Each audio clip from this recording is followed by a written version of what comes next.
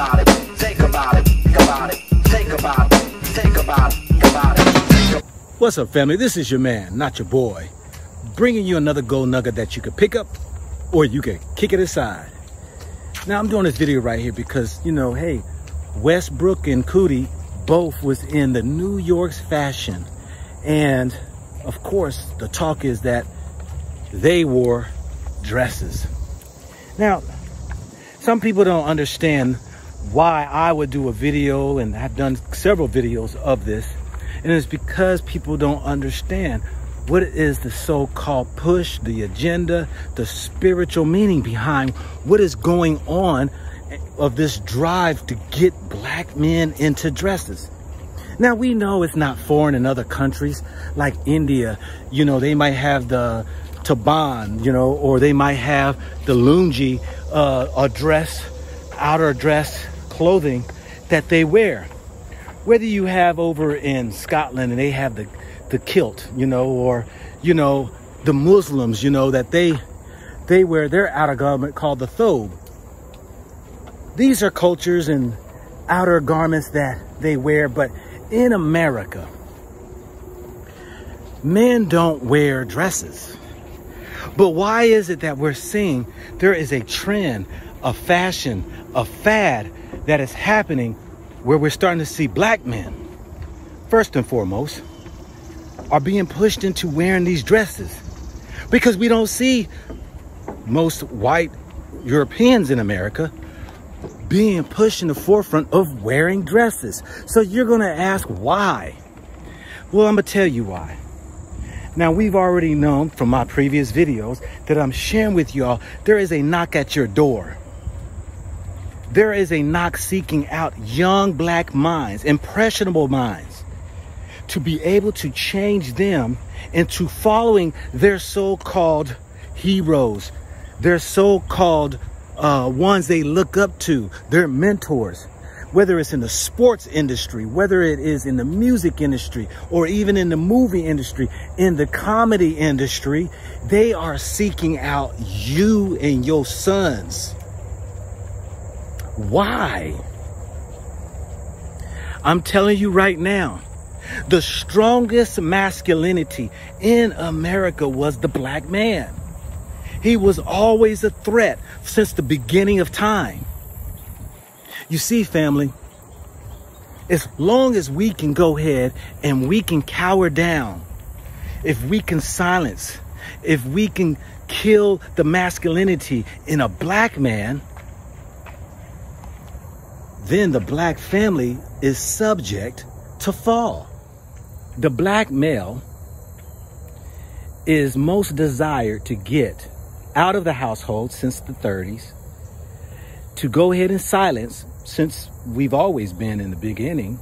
But why is it that the black male is the most sought after in the community? Why is it? It's because we are ones who stand and rise up. We're the ones who go and tear down. We're the ones who go in and light a fire to. We are the ones who were so strong that they can't handle that. Matter of fact, we are the forerunners, even for the white man that's in this country. They didn't stand up against, rising up against, you know, society and looting, if you want to call it, or tear down, marching, protesting. It was always us. It is the young white man who has followed that behavior, who can now, that you saw in January, go to the Capitol building, go bum rush it and take over. And now we're starting to see that even in the so-called this last college, that the students marched into the college past the police officers, that they stepped aside and let them bum rush into a college. It's because they know that we are ones who stand up. But if we can still the spirit, you see, putting a man in the color pink was found to change his behavior in the prison system that they did a test on in the way he behaves. Putting a man in a dress steals his masculinity. Not because of it's a culture thing. We're talking about when it's not in a culture, that he will behave like one that's of a feminine. Let me share with you this right here.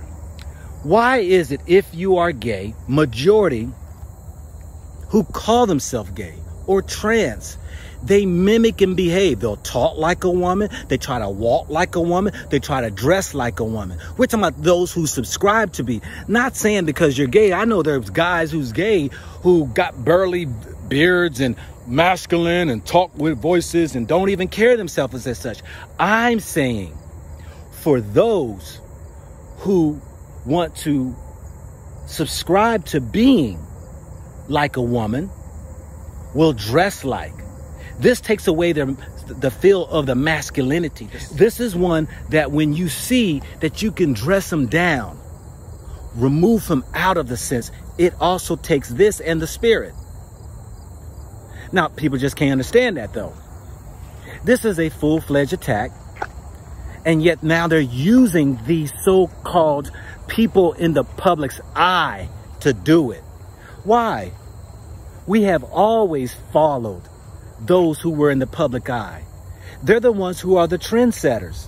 They're the ones who starts the fads.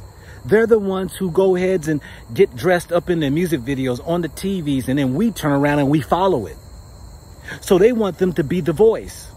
You think Russell Westbrook woke up in the morning and said, I want to wear a dress for the New York fashion? I guarantee you he got paid a lot of money. And Kid Cudi or Cudi, whatever his name is, do you really think because he wants to wear a dress for Kurt Cobain for his death, because that white guy wore a dress, that he is doing it just for that? I guarantee you he's getting paid money to do that. But what it's doing is it is sending a message to the youth that they could follow the trend. And once you got the men in the dresses, which we already see from the rappers, some of the rappers have already followed the suit. And now that you see more of them, like that little Nasty, or they call him Nasty X, little Nasty X, that these youth will follow suit. It is an outright attack, you all, on our family. And here is just another example of what it is. Now, y'all just saw Steven Jackson was wearing his overgarment he had pants on, but he had his overgarment that was long, lengthy down to his knees. That was at the Ice Cube's 3-on-3 basketball, when his team, Steven Jackson, won the championship, and he was dressed in his outer garment length. Now, I got an outfit that I got from overseas that I wear that the outer top shirt is long down to probably close to my knees with the matching pants on. You know, these are actually outfits. Now, Steven Jackson wasn't an outfit, but he did have the top on. This is just nothing more than when you see that the trends, the doors will open. The doors will be able to send messages, and your impressionable little youth who aren't being taught by you parents are being overtaken. So I say to you, family, it is a spiritual component when it comes to taking the minds and the hearts of young youth, boys, black boys, to get them to lose their masculinity, the lion, the fight, the drive within them, so they become no voice at all, to where they don't have no existence, no presence. So when it comes all down to it, the music industry, the sports industry, the movie industry, setting a precedence for your youth, trying to steal their spirit. It is a test, you all. It's a test to take away the testicle of the young man. It's a test to attack the testosterone of the man. It is what we would call a castration. Think about it, think about it, think about it, think Think about it. Think about it.